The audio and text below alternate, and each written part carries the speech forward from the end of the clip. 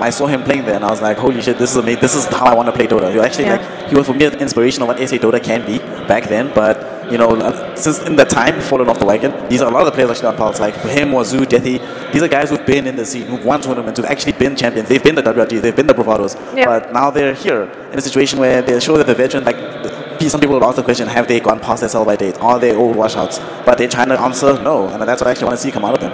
It's also, they were also playing in the international scene, two of them, Smacker as well. And just remember that, I believe Smacker, not Smacker, it was Smacker, that subbed for WRG the first time they beat BBD.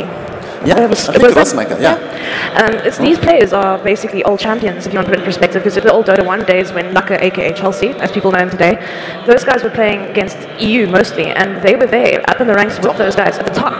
So definitely, I mean, they've been forgotten, and I think is this worth their time anymore? We get to a particular point in Dota, in a lot of esports, where you have to decide, are you actually going to be a champion, which means more time commitment, more practice, more time spent in the game, more scrims, more tournaments? Almost like any other sport. Like any other sport. Like, how much more seriously are you willing to take it? And I think that's the decision they have to make here, like, depending on where they place. If they crash and burn in the early game, they're going to be like, well, clearly, this is still just a hobby for us. Like, we were great at once in the past before they started booming, but we can't be part of this, we can't be part of it now as the way the industry's building. But if you win, if you come like third, second, first, then you can make the decision and say, okay, definitely gaming is blowing up in South Africa. Are we going to be a part of that or not? And I think that's what the tournament needs to pulse.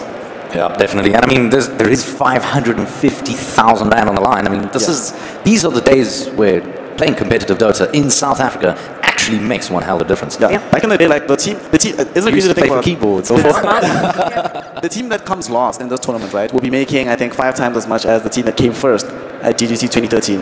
That's insane. That just shows you like the trajectory that's coming out of gaming in South Africa at this moment. So that's a decision you have to make, because you can get involved, but being an old champion doesn't mean that you can rock with these new boys. And these new boys, as we've seen, are pretty damn strong. They're pretty damn good. And they also have an advantage of being very young, which means they still have a lot of room and potential. Full days, as you say, internationally. They're very experienced in LANs, and they're very experienced in tournaments in general, and they know how to keep a calm and cool head. So for me, experience could outweigh anything in this tournament, especially when something's going wrong. You know, you don't get players tilting or doing something silly because we've lost already. You know, that type of thing. Nice bunch of guys. No, they are, but they have a lot of. So I think Pulse is probably going to be the hardest to purely outdraft, just because they'll have the biggest pool of knowledge to draw from in terms of experience and say, okay, we're definitely being led into a corner here. Let's not fall for that. Well, the guys they're trying desperately to outdraft is none other than APG. Fallen heroes, but heroes nonetheless. Let's take a look at them.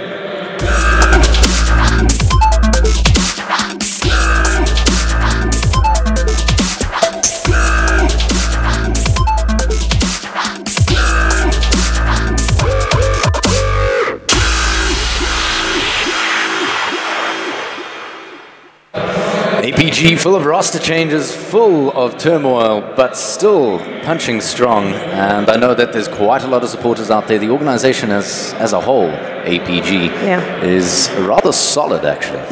What surprises me a lot about APG, and what for me is the most disheartening, is the fact that more often than not, when they lose games, it's not that they got beaten, it's that they kind of throw them.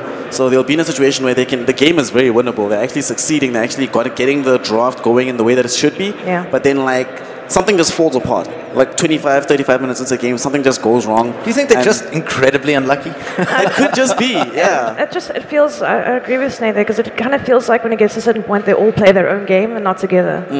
And it is disheartening. I mean, I've heard the term pub stars thrown around. They are essentially a team of pub stars. They've always ended up. So is it accurate to say that they are the gatekeepers to the top spots? Have to beat APG before going ahead? Maybe not for this tournament. I don't think I think you were right at a point where they were sort of like that you had to funnel everything through them. Now it's like they're another statistic to get through. At this point, like they're not consistent enough to justify that gatekeeper status. I always feel like the teams that should be gatekeepers are teams that'll always, no matter what, they're gonna get in. They're always gonna get top 4, top 3. But with APG, there's just too much going on at this point to know for sure. All right, so let's have very quick predictions. O'Malley Clockwork.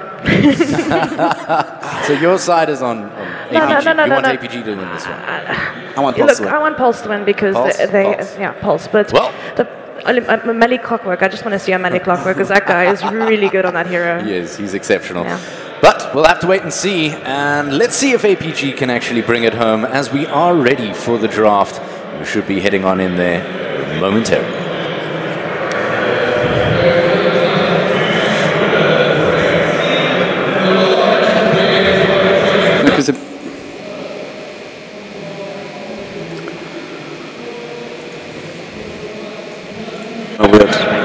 Seems we're having a few technical issues. They're just sorting out the last few bits and bobs. Yeah. Nonetheless. Who do you predict? Who do you predict? Me. Yeah. Where's your head? I gotta be at, honest. You know, we've been ragging on APG all that much. Not ragging on them. Like they're still valid players. They're great. They're fantastic. And like I said, we're disheartened because we love the guys. They're extremely talented. It's just something is not gelling at the single currently. I'm not going to go with Pulse. I'm going to go with APG because I still feel that almost every single time we go through this discussion, and inevitably we say APG maybe fifth. Maybe fifth, maybe fourth. They always end up fourth or third. So I still feel that they have the gonads to get to that third or fourth place. Of course they do. They've got heavy potential to do that. I think it depends a lot on... I think they need Invoker. I think the more Invokers come out for ACG, the better their chances of placing overall. I think at this point in the tournament, or just at this point in their careers as a team, the most important thing is them picking heroes that they're comfortable with. Because if the situation around the game isn't very comfortable, then fine, cool, it's harder to solve that problem, but you can solve the issue of the game. Just play heroes that you're very comfortable with, heroes that you win with a lot. And traditionally, it's always been their go-to hero when they're struggling to win games and tournaments. It's just pick Invoker every time, and then ACG makes a way.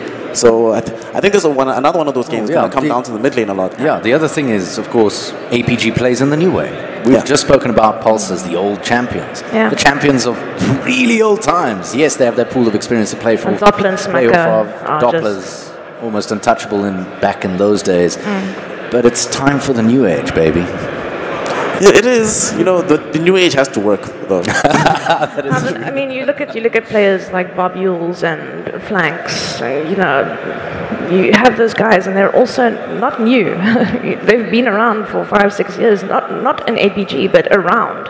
They've been at Rages 2013, 2012. They've been at those lands. So we've got veterans on both sides here. It's not like these players are new. It's not like they're going against a new team. It's when you don't have your team synergy, everything falls apart. I mean, we saw with Energy in the beginning of this year, star-studded players, but they weren't doing anything. And then when they started gelling together, now they're taking top 3 places, and they've been consistent in the last couple of months, being in the top 3 in the country. But in the beginning of the year, when they weren't gelling properly just yet, they were not doing so well. That being said, though, the APG does have an X factor in Conspiracy. Yeah. I've never seen this play online, and most of us haven't really seen him play that often. So another pub star, though. Conspiracy. You don't want to see him in a pub game. You're like, if I'm searching a public game and I find Conspiracy, then that's you're just like, I'm out, done. guys. I'm done. But he could actually show up. He could be that player that, like, all right, guys, because I think he could be the new talisman for the team. I think that's what APG is missing. I think all of the top teams have a talisman player, that guy that you're all going to rally behind, that no matter what you do, you ensure that he's having a good game, and then you can potentially win. Whilst the side of Pulse has Doppler. Pulse seems like more of a team to me. Yeah, they seem more of a So there's no single star that you have to chase after, because often what happens is if there's a single star on the team, the opposing team will go to shut them down. Well, the thing is, the benefit of having people like Conspiracy is Conspiracy plays in stacks with APG a lot, even when he wasn't with the team. They're good friends. So they're good friends. They know each other well. I mean, I join every now and again when I'm privileged to. Easy win for me, easy compendium points. I just play a position 5, get the wards. Here we go, guys. Walk around with brown boots and a magic stick. But honestly, these guys know each other well. They're great friends. They get along. So that could also work in their benefit. And this is the first time he is at a LAN, as you so stated. But just having that player as friends could also work out for them in the end. So we can expect quite a bit from APG here, potentially. I'm just going on their past performances in the last couple of months have been a bit shaky. Has been. Also, I think it's probably better for them that their matchup against Pulse right now, both of these teams coming into this event, right? None of the other teams, I don't think, would have expected either of these two teams to do especially well. So it's probably better for them to be matching up against each other rather than against anyone else, because against anyone else, then it's obviously you're now on the back foot. You're considered to be the losing side, almost as it were. Yeah. But in this situation, it's more even playing field. Like both teams are not in situations where they can definitely say we're top 4 teams, but they're like sort of murkier in the middle, not really sure what's going on. So it's a good thing that both of these guys are going up against each other rather than one of the teams that's like guaranteed to be top 3. In terms of matchup, this is a relatively even matchup between these two teams. Yeah. If I'm not mistaken, the draft is just about to kick off again. Quick hero predictions. Are we going to see anything like we saw in the last game? I mean, none of us saw Monkey King coming. No one's going to pick Monkey King. Is this going to be another mad draft. APG might pick Kunkka though. Yeah, they might pick Kunkka. Yeah. Okay. I'm expecting Clockwork. I'm expecting Invoker, Clockwork, that type of thing. Just some comfort picks. Probably PLT ban Invoker, I think. Yeah. Yeah, most likely banning, but if they don't get a ban, they'll probably get it through. Or Ember. ACG loves Ember as well. Yeah. Well, we'll have to wait and see as the draft is well underway. So, first out the gates is going to be a Viper. I think they saw the last game, they're like, we're going to deny you that Viper death ball. There's something I was actually talking to Scorpio about the other day, about how many Vipers we'll see this tournament. I think we'll probably see a lot more than this. Like these poisonous type of corrosive heroes that just force you out of the lane and you can't do anything. I think we'll see a lot of those banned out. Castaway had some strong words to say about Viper mid. Yes, he did. He said for him it throws the mid mechanics off balance because you can't harass him and he can harass you because it doesn't even aggro creeps when he cues you. Yep. So, and it's not that you can't harass him because if you're at levels corrosive skin, you're taking more damage. And it's just something that you don't potentially want to lane against. But here's very, like, we've seen this a lot. Shadow Shaman's been picked up more often than not. It's either banned or picked these days. It's good for the lane. It also allows you push potential. Also, like Ether Shock does a crazy amount of damage. Like if you're some offlane player and then you get stunned once and get hit by level 2 Ether Shock, you just die instantly. It's super annoying. Yeah, and also the level 25 is pretty ridiculous. You know, double damage on Ether Shock. It's basically a Laguna Blade every 8 seconds, I believe. Yeah, it's good damage. Then it's more the base attack damage now. That's almost equivalent to Tree's base damage. So it's just a huge. It's a good harasser. It's a good disabler, and of course you can just leave wards there and take a tower. It's just, and it's also a support that can find farm easily on the map because of his Ether Shock. It's also one of the few heroes that's actually still good against Spirit Breaker. You can catch him out when he's charging from anywhere as long as you have a semblance of vision. I'm kind of surprised they pick it directly into it, but at the same time Rasta's pretty squishy. He is squishy, but he's got the Hex. He's got 2 disables to work with for the Spirit Breaker himself. Yeah. Is it as simple as just picking heroes with a high win rate? I mean, Shadow Shaman sitting at one of the top spots at 62% win rate. Well, they've got a high win rate for a reason. It's a very effective hero. It's an aggressive support. It's got disable. It's got push. It's got everything you want, and it's also a support that's self-sustaining. You don't have to, create space for it to farm. Or he doesn't have to, wait to buy wards because he can easily farm the creep wave himself. He doesn't have to. It's like a Cottle. You stand in the lane, you wave a creep wave, you've got enough for awards. Well, if it's that simple, then I mean, Spirit Breaker is currently sitting at 82% win rate. Yeah, that's a good hero. And even the way that Pulse are banning right now, they're going to ban out heroes which Spirit Breaker can't kill with a +1. So taking out DP, like they probably help you on the side of Pulse. Queen of Pain is banned out. They don't have to ban it themselves now. So they could even allow the Lina pick to go through, or say whatever. We can still kill that hero. And APG are trying to get themselves an easy mid matchup for ACG. So I don't know. I think right now, if you're APG, you probably ban out you ban Lina, maybe TA. You don't want to play against if there's a Spirit Breaker in the game. And it's also the Spirit Breaker gives that scare factor around the map. It's like picking a Pudge or Marani. You always have to watch out for that hook or that arrow. Here, you can't just safely assume that you can farm a lane solo with no backup because there's going to be a Spirit Breaker getting you. It does make you more aware of where you are on the map, and it does. You can't just simply gank or go on a hero because the Spirit Breaker could pitch up at any time. So it does create that space around the map. Look at this ban. They ban out the Bloodseeker, so they take pretty much all the major mid-vision heroes are taken out. Night Stalker and Spirit Breaker as well as Bloodseeker taken out now. I'm kind of surprised that they banned this. I thought someone's going to pick it at some point this weekend, but I guess you don't want to play against the Sand King Bloodseeker because what happens, you get stunned and then instantly after the Blood Riot, you can't win team fights. No, you literally cannot. But it's also fun against Spirit Breaker. I mean, you rupture him while he charges. You just can't do anything. But another thing about Bloodseeker that's incredibly strong right now is the Aghanim Scepter. 2 ruptures in 1 team fight.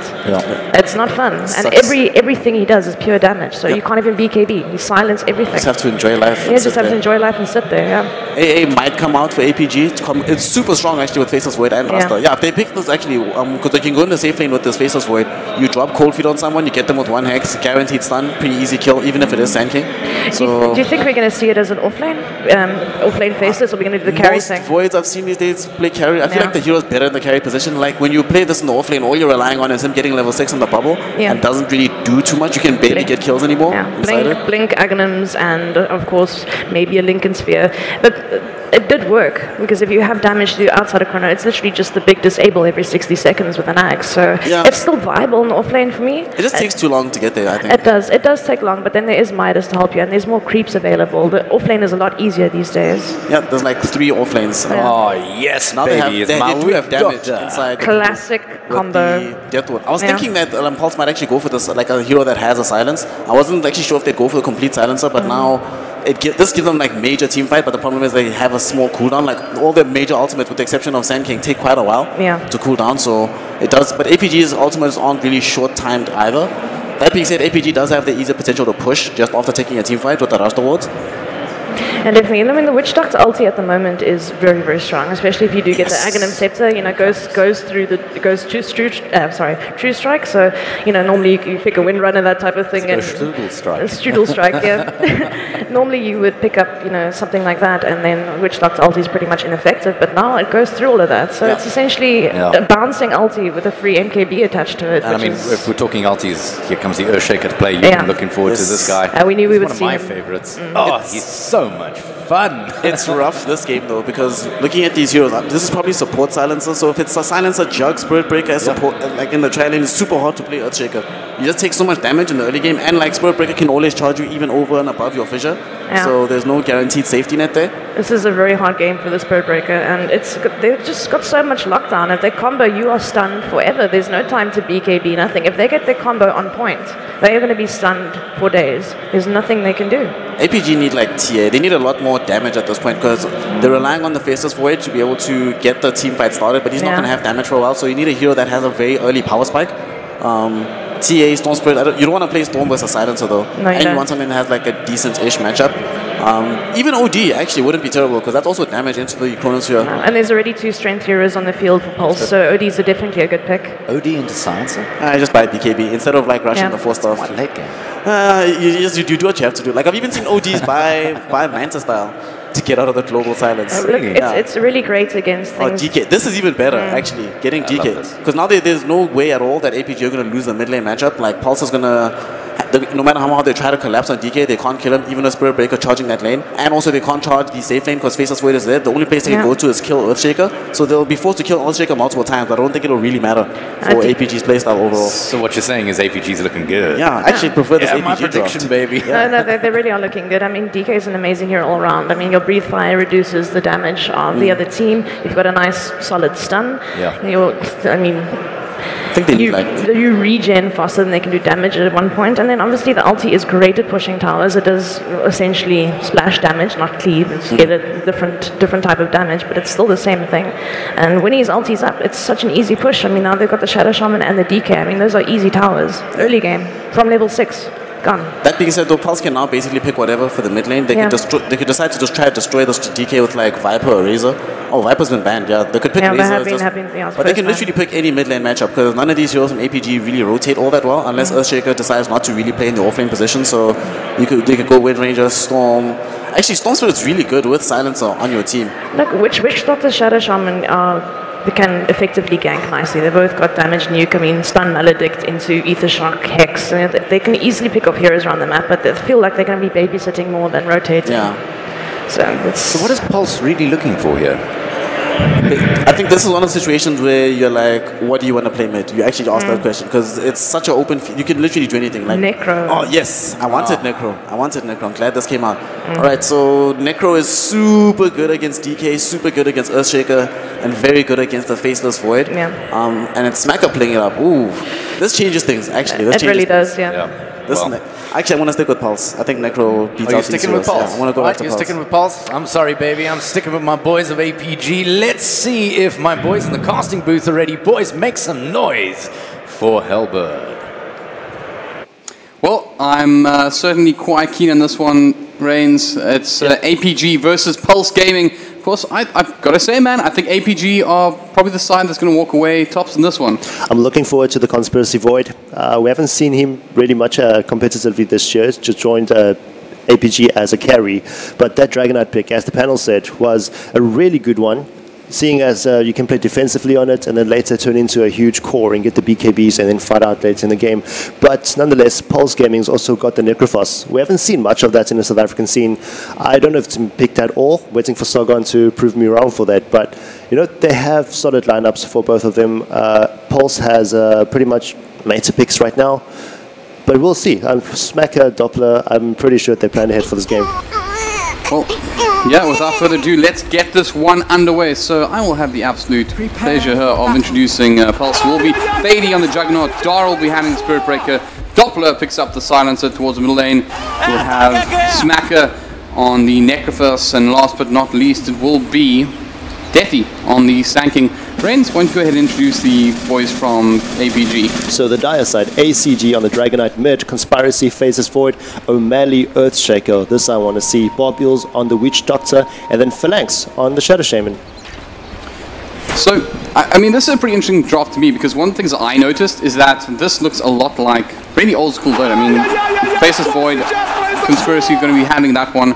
It's something we haven't seen, well, we have seen of late, but something we haven't seen for a long time, right?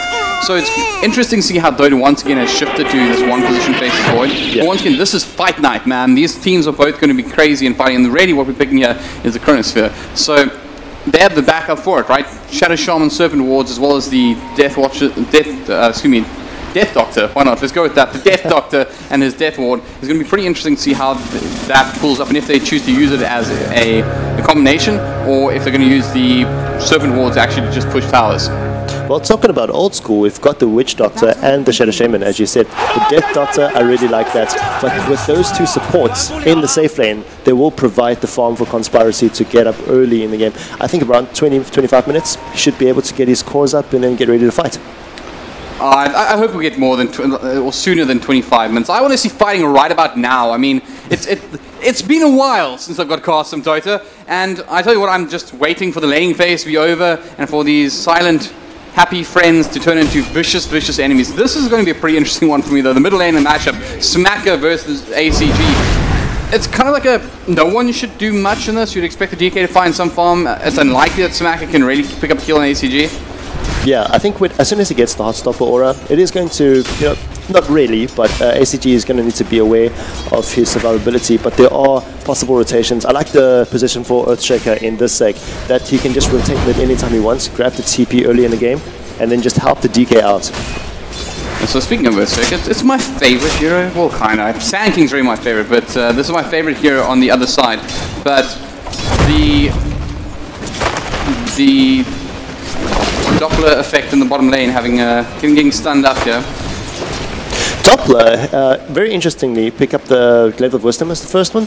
I mean, as a second hero, you want your supports to be there early, so it's not necessarily, but, he wants the last hits. So that's, as a carry, position 1 Silencer, you need to try to get more, position 4 Silencer, you're going to need to try and maybe get the Arcane Curse, for instance, to just help your carry out, which is Fady, to get the last hits, which he's doing okay. He's got 5, a little bit behind the Faces Void, but no, he's going to get it. Going to get the stun up onto Death here. This could be your first play. He has Maledict as well, but that's a very low level. Will Barrow Strike past Phalanx, but still a couple. Oh, he evaded it. He was from the low ground. I don't think it would have mattered too much, but that was pretty dicey. That was pretty close. Deathy does survive the first engagement here, but obviously Bobules and friends are showing a lot of aggression in the top lane. Why not? Sand King can be a real menace to deal with late game, or later on in the game if he does find some farm. That actually created a lot of space for APG. Now they can just farm easily. Sand King is really low right now. Can't really get into the lane to push, and I think APG knows this. They're just letting Conspiracy out, just getting all those lost yesterday and sitting on 12 right now with 8 denies. Yeah, that is actually the highest in the game at the moment, 12 and 9 at this point, followed by the Juggernaut Fady in the bot lane. He's picked up 11 for 7, so it's all pretty fair at the moment, but it must be said that Earthshaker is doing a slightly better job here, just denying a little bit of farm, I guess. But top lane once more, Deathy could be in a lot of trouble here. He's got Bobules, Phalanx also in this round. Do they have any sort of reveal? The wall drop the ward, Conspiracy following up, trying to do anything, but Deathy picks the right route here, and Phalanx still interested in this, but there's just nothing in it, man. Although he does tag a shooter as well with them, but he should be able to just walk this one off. Shadow Shaman is slow as death, so won't have too many concerns about that one. Middle lane, there is also some action going on towards it. There's going to be the gang coming in from Dara, but once again, no one quite able to pick up the first blood yet. I think Dara is just sneaking first blood over there for the Dragonite. He goes to the bottom though, so O'Malley could be in trouble over here on the Earthshaker.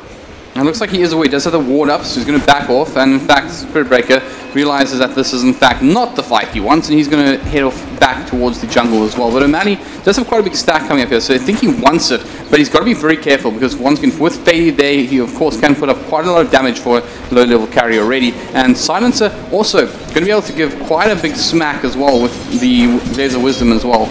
Towards middle lane though, Smack also taking a little bit of harassment here from ACG, but I think as expected, these lanes pretty quiet right about now. What do you think is going to happen? I mean, obviously DK heading towards a level 6 would want to use that Elder Dragon form just to put a little bit of harassment onto the towers. Yeah, to push on the towers a little bit. They have the capability to push early in the game as well. You've got the Earthshaker who can TP to mid whenever it's ready. He bought his Boots of Speed recently, so with that he's got no survivability right now. So if the Earthshaker wants to teleport mid or even walk mid right now, he's going to need to, just make sure that the Dragon Knight has the mana to do so, because he's running out of that right now. And otherwise, I don't think they're going to fight that early. Level 6 is really close, but I don't think it's going to happen anytime soon. But meanwhile, they're going to need to contest Fady and his 2 supports in the safe lane. Fair comment. I'm not too sure what the pause is about, but hopefully it won't take too long. I'm sure that these players are just giving us the good old customary S8 Dota 2 pause. But it's a great opportunity, I guess, just to welcome the crowd that is slowly growing here at EGE. And of course, for those of you watching online, if you are in Cape Town and you are not here yet, you are making a mistake. This place is awesome, and you have to actually see it for yourselves. So let's help them out a little bit, guys. We're in the casting booth. I don't know if we can make some noise all the way in here, but I want to try you out and see if you actually can. So can we hear it from the Cape Town Dota fans for these 2 sides, APG and Pulse? Make some noise. Oh, well, I can hear it. That was brilliant. I hopefully the guys in the stream can hear it as well. But it was pretty loud. We're on, kind of silent booth, so yeah. Yeah. But you can join that noise, and we'll see if you can join the challenge. See if you can actually get all the way through into this booth. But Reigns, once again, this game paused up pretty early on. Do you think anybody's got a bit of an edge yet? Well, it's not even yet until the 5-minute mark. They're all farming really nicely. I think Faces Void with the 24 last hits dominating that lane. That actually pushes the Sand King, quite a bit, towards the worst end. I mean, he's got his 2 last hits. Not really sure. I'm just bringing him on the camera now. He's got his Boots of Speed. So with that, he's able to just get in, maybe take a last hit or 2, get out again. But the support from APG side is not allowing that. You can see they're already on the other side of the map. They're just searching for the Sand King, trying to block out the jungles, getting that Dire Ward up there. It's got a minute left, so that's okay. Yeah, but so they're going to need to try to be more aggressive in the top lane to allow the Faces Void to farm as much as he can. So with that, I think that Deathy is struggling quite a bit right now. Well, most importantly, ACG says he's ready, so almost about time to get back into this one. Dara says ready. We're about to go back into game any second now. The G's are called. Let's do this, boys. I'm ready for some action again.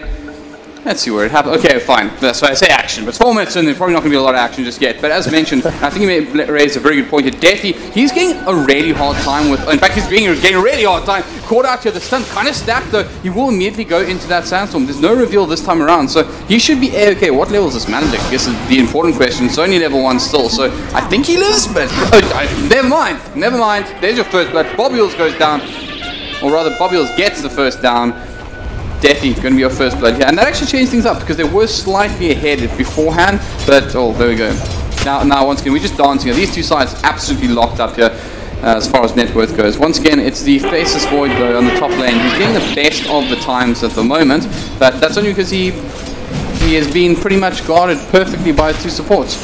Yeah, and I actually like that the position 5 for APG that's got the first blood, because that actually allows him to bring more wards. If he can, luxury items such as the Boots of Speed would be pretty important. As you saw, when Sand King extended into the Dire Forest, it wasn't very easy to try to take on Deathy, but right now I think they might actually have a chance here with the supports coming up. Well, at the moment we do see the 1 rotation coming through. It's the angriest man on the map, the Spirit Breaker as well. He hasn't been particularly active just yet. I mean, not like there's great opportunities from him at this stage. O'Malley playing very, very cautiously in the tree line. I guess that's one of the big differences that for the Sand King. He's pretty much out there. He's at the moment going to try and use this sandstorm to try and get a couple of losses, but he is just outside the range of that sentry, which is magnificent positioning. We'll give it to him. We'll suggest he did it on purpose. Of course, he is going to struggle a little bit with this large creep camp. They're simply just going to move off the lane quite often, and he's, as you can see, not getting a huge amount off it just yet. But at least trying to get something out of the lane as the pulls are coming through from Phalanx at the moment. Yeah, this is actually working really well for him as an offlane. You're going to kind of need to get the necessary gold. Oh, right now, actually getting found out by Phalanx. Phalanx just getting another Deathy sandstorm in his face right now. So he's not going to get the pull in, but hopefully Deathy gets those creeps. they actually don't have any sentry wards in this lane at the moment. Yeah, not now. So he can get away with this. He's a bit scared though, and rightly so. Does in fact get caught up by the Chronosphere here. Phalanx also in support, but do they have the damage up with Shackles? Nicely timed there. They will have the Witch Doctor coming in from the backline. The charge is great. Hits all three, but Darren now potentially in trouble. Does back off immediately. Should be fine. But actually a pretty great charge doing all three and almost saving his friend out there. Because the Maledict actually wasn't on him, so potentially Dara could have been able to save his friend, but just a fraction too late. Bot lane as well now, and Mali, he's being hunted here by Fady. Goes all the way down towards the Radiant Tower. He's going to TP back to his shrine, so he'll be okay. Could see a little bit of a clash with Bobules. He's interested, gets down a Observer Ward on the actual shrine. Fighting for vision at the moment. Yeah, it's great vision, especially if he wants to gang the Sand King. Let's say going to the jungle there by the secret shop. But otherwise, yeah, it's they're trying to play more aggressively. So planting the wood like that, they're able to see him at secret shop as well. You can see Deathy though. Both of his deaths go, against the whole pulse deaths in a row. So right now 0-2. Not working out so well for the Sand King. Actually, just barely below the Earthshaker, which is on the offlane for APG. Yeah, it's been a pretty rough time for Deathy at the moment. He's actually sitting with he's the bulk of the damage right now. So he's got both deaths on the side. But they did manage to pick up the cross kill a little bit early on Bobules. He was off on a warding mission that we didn't quite spot out. And he was brought down by, I believe it was the good old Spirit Break. Surprise, surprise. And guess what? He's charging. He's definitely not going to make anything of this. He's not a fool. He'll cancel this one as he gets close to the creep wave. Apparently, yeah, I was going to say, that's dangerous, friend. You don't know where those supports are. At the moment, fortunately enough, Phalanx isn't actually in this round, so you might be able to get a little bit of XP as we do see Deathy. He's making his way into the jungle from top lane, trying to get a little bit of farm done, which is actually pretty helpful for him. He's actually quite far ahead as far as last hits go. Then the Earthshaker doesn't have the same luxury. Speaking of which, he's just been really irritating, right? He's got the Trample Boots up, so he's very, very fast. He's relying mostly on his fishes to find some sort of farm and to bring back the creep wave. But the big thing about him is he hasn't died and he's found experience. Top lane, we could see a little bit of action here. They are interested in Conspiracy, but once again, the supports are pretty keen on fighting. They have been the most aggressive of the players so far this game. Well, the Radiant side does have a ward right there by the Dire side. So Phalanx and Bobules, he's spotted on. Well, he walks into the Chronosphere as well. This is yet again another dead Deathy, and there's no ways that Dara can help out his buddy here. So Deathy drops again. This is really not great for him. Just taking a quick peek at the net worth. As you can see, he's actually still ahead the Earthshaker, so that's good, but he's feeding a Faceless Void. Now, I can tell you one thing, that's a hero you do not want to see get a lot of farm, and right now he's second on last hits, and of course being involved in 3 kills already. Mid lane, the stun comes out and smack it. Does ACG want this?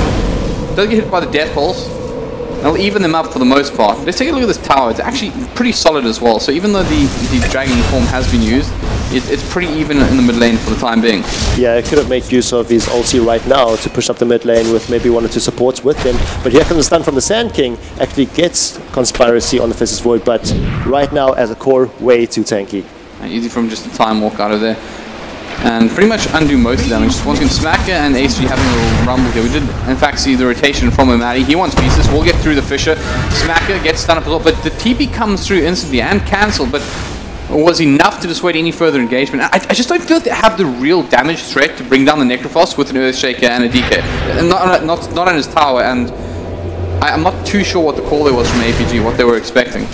Yeah, I think they just want to maybe farm a bit more right now. I mean, the same goes towards, let's say, Sand King, for example. Deathy is trying to get his net worth up there. It is pretty high, but considered, as you said, he's got 3 deaths right now, and that's 3 kills for APG in total. Shows that, he's struggling quite a bit here. Maybe should get some supports to go to the top lane, help him out, maybe take down Conspiracy or either of the 2 supports once or twice for him to get back into the lane once again. But just struggling right now, but don't fret. So yeah, so much yet. It's only 10 minutes into the game, so they do have a chance to still create that space for Deathy to get the farm up as a Sand King. Well, as I said, 10 minutes in, let's take a quick peek at the graphs at the moment. So net worth is a 600 gold lead for Pulse, and experience it is also sitting about 600. That's swayed around a little bit, but this is a close game. We expected this to be a close game. These are 2 sides that are, I think, struggling a little bit, to be fair, but certainly either of these 2 sides can win this matchup, and it's a big deal, right? Because you want to save that life. These are Beer 1 winner brackets, so losing this game hurts a lot, and you can potentially beat anyone in a Beer 1, right? So this is probably their best chance at getting very far in this format. If you end up playing against the likes of Bravado, energy, XD in the low bracket, you're going to have a much harder time beating them twice out of 3 times than just beating them once, or any side once in the top bracket. And I think we saw from the Sinister 5 WRG game early on that anything is possible in this tournament. And although obviously Sinister 5 not able to go all the distance, we didn't expect them to have as good a performance as they had. I think WG showed their class in that matchup, but certainly there was a moment that things were a little bit scary. And well, Bob feels that too, because that was pretty rough as well. Chronosphere also comes out and smacks. There's a lot here that Global Silence is out there, and just nothing really for them to do, as there was a very good usage of his second ability. But now, Charge comes through once again, Darren really spot on these things, and the heals are coming through. Snaka is hexed up. They're getting some support coming from Fady. Fady wants a piece of this ACG DK. He's going to lose his Dragon Form as well. That's also a loss of speed. But they're going to work this one out, as there's not a huge one in. The big thing there, and you really got to credit this for Smacker, is he actually managed to get off Growth Shroud just moments before that Chronosphere came off. And they were just standing around there pretty much hapless, because the silence also came out from the other side of the map from Doppler. So good usage there. And remember, although that's quite a hefty investment with the Global Silence, Chronosphere is also a skill that's got a really big cooldown, 100 seconds. So I would say pretty much even, because that keeps the game pretty much on the same page right now, with both sides just trying to find pickoffs and a couple of last hits. Yeah, talking about the Chronosphere, it was brilliant with the follow-up of the Global Silence, as you said. But that's also due to ACG going to the top lane to grab the tier 1 tower over there. So he had to rotate back into the mid lane. So if he had been there in mid, I think they would have destroyed the hero. But now it's just a little bit of a timing that was out. But you know, you get a tower as APG, you're pretty happy with that. Go on. And once you know, I got to point out, O'Malley, he's got this Blink Dagger queued up, right? So he's ready to start farming. But middle lane, do they have to go here? They will get a little bit of damage out onto Smacker with the Breath of Fire. And Smacker, he just seems to be having a pretty slow time. You know, just one point, he's actually topping the net worth at the moment, 6.5k. Yeah. So good space for him to be. And you can see APG are respecting this. They have just surrounded this area with heroes at the moment, and they want to get this middle tower. Now, a really old statistic, doesn't matter anymore, but there's a lot of truth, is that pretty much most teams that take down their opponent's tier 1 first end up winning the game. Times have changed in Dota 2 for a big way, but it can be said that this objective right here opens up a lot of the map. And I think with the kind of lineup they have with Chronosphere, they want those pickles. Bottom lane though, Maddie, he's being charged up. They know exactly where he is. Won't get the fish off in time. Fady also there. Tries to get the fish off with the Omni Slash. Perfectly timed by Fady. Will go straight over it, and they'll pick up the kill here in the bottom lane. So a nice pick off going the way of Pulse. This is actually really great for Fady right now. Since the beginning of the game, he's just been farming and farming, getting that KDA up, and that's with the help of Necrophos being in mid lane, also covering himself. So with the supports at the bottom, just making sure that your core or your carry is getting those last hits, it is already a good investment. And now we've got ACG and Phalanx, you know, trying to take over the tier 1 mid tower. Yeah, this is a big investment of time and resources, but it's going to pay off quite nicely. They will use the fortification though by themselves a little bit of time. Bot lane, they're going to look for the trade-off again. Amali under pressure, but Bobule is going to fall first. Amali, obviously the bigger target, but I think he's going to be okay. He does have the tower protecting. Mid lane though, Smacker is holding his ground here. Will in fact lose that tier 1 tower. Oh, TP is going bottom. But in the end, There we go. ACG Phalanx catches out that Data Spirit Break again. Looks like that's going to be the end of it though, as Fady will manage to TP out of harm's way. And Manny's still keen on this one. They've got to be careful though, as Deathy in the bot lane is actually ready to rumble here. He's got the Burrow Strike up, got about enough mana, just enough mana for the Burrow Strike and the Epi if he wants it. Yeah, this doesn't count out the Juggernaut though. I mean, since minute 0, he's just been farming up Scotty's killing spree right now. Also farming really greatly, and this is actually great about Spacker. We talked about mid. You've got to have APG guys supports just putting the pressure on you, and then you have to carry on the other side, just free farming all the way. It's 15 minutes right now. Oh, they're trying to spot out Deathy once again. Is he going to get his 4th death? Yeah, well, they're winning for the time being. They did actually smoke up. Are they going to use this as a bit of a bait and switch? It seems a little obvious with these two tanky frontline. Obviously, Conspiracy can be locked down, but if he gets off his time walk, he's going to be just as strong as he was a moment ago. So it might be a bit obvious. Plantonics, Deathy wants a piece of it. It does get the Burrow Strike in, but there's that time walk that's going to be used just to get out of harm's way for now. And Smack on the back lines, he could end up walking straight into this team if they take it to the left, but it looks like the side of APG wants out. Conspiracy definitely wants out, but he's going to be a little bit careful. I think there's a smoke. They're smoking up there. This is a fake back.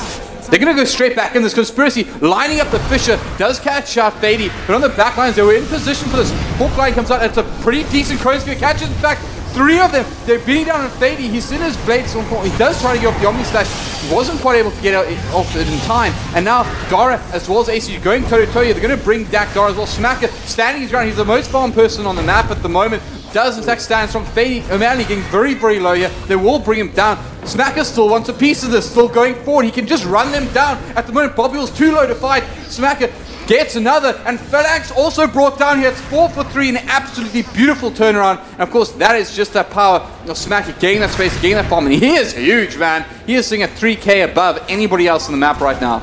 That positioning from Smacker was amazing. Top class over there, just standing there by the flag, by the bottom lane, and just hiding in the trees. So nobody could see him, you know, the vision wasn't always there. But yeah, by the time that happened, he was full HP. Okay, fine, Spirit Breaker got down, but you know, he was just going over APG, and that was brilliant playing from Smacker. That was exciting stuff. The fake back with the smoke. He was looking pretty. It was looking pretty good. They got a pretty decent Fisher. The chrono was good as well. And a really good chrono from Conspiracy, but they just didn't have the damage output right now to really capitalize on it. And that's going to be a little bit of concern. Once the Fork Lightning came out from Phalanx, it felt like there was an immediate damage drop-off.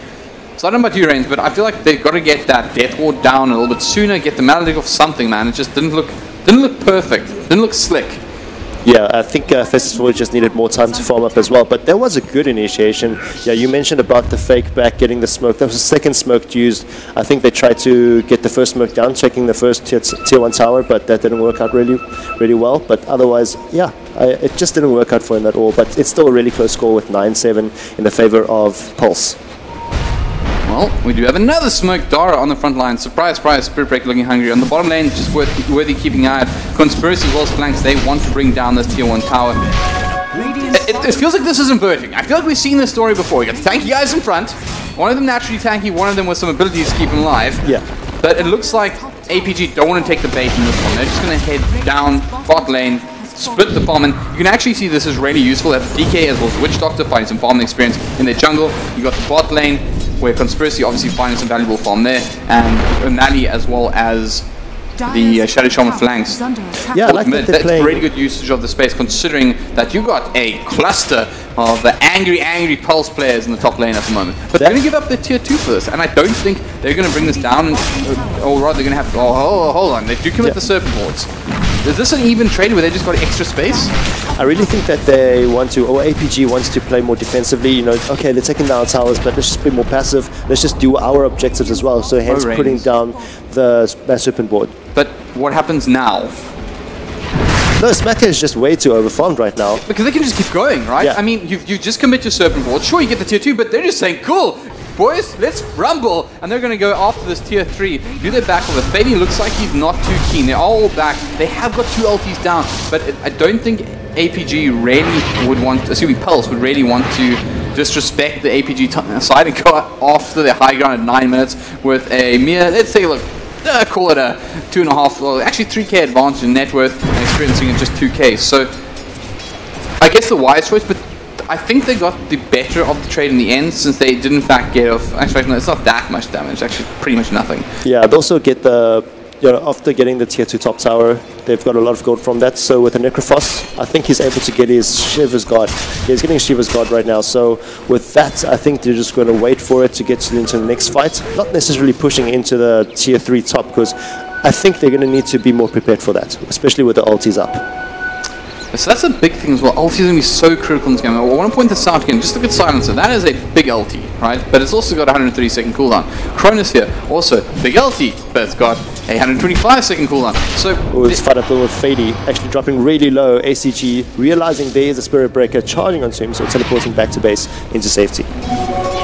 Fady will heal up, alright? He'll be alright. He's got his little kitty. He's got his healing ward. I wonder what O'Malley and Phalanx up to. I feel like this is no good. This is definitely no good. They're going to be up to something surely. No, they're parting ways. Oh man, I was excited. I thought they were going to set up another gang. They were probably waiting for a fight, yeah, mid. You see with the Radiant side just popping up, pushing it.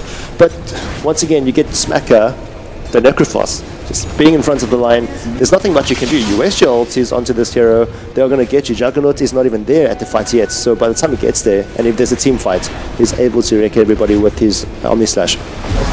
We'll see if he does manage to do so. At the moment, he isn't rocking a huge amount of damage. He's got the Man Style, which is obviously going to be both used defensively and offensively. But, you know, when he gets a couple of items, he's really going to hurt, especially the likes of the Witch Doctor and the Shadow Shaman. Speaking of which, they are moving towards a Glimmer Cape, at least on the on the Witch Doctor. So they will have some defense against it, but he's probably going to be pretty scary until that point for any support. Yeah. But once again, pick up another tier 2 tower. They're doing it pretty easily at the moment. They're just controlling this map quite nicely. Yeah, I think Pulse is going to be, you know, pretty relaxed about this right now. This isn't necessary for the next 5 minutes, but we can see the tier 2 top tower is going to get denied by Doppler. So with that going, I think it's going to be okay for now. We've got APG trying to sit back and get those farms up, you know, try to grab some jungles and pull the creeps. I think Phalanx is doing that right now, just waiting for 54. Yeah, so with that, I think Void can get online soon, but, you know, without his diffusal, I think he's getting that right now. He's on his way to his diffusal, and then from that, he's going to get more DPS items. But right now, with just his Yasha and his Vlads, it's not going to make anything fights happen. Fair enough.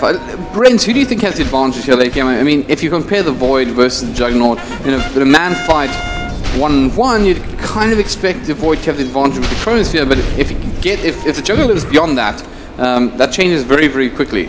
It's a big situation. I mean, with Fady, if he rocks up onto Faces Forward 1v1, I think Faces Forward is able to escape, but if they have to go head on, I think Juggernaut is able to take him down. But for now, only because that the Juggernaut is, you know, almost one item up, which is with the Chorus Ring and the Manta Style.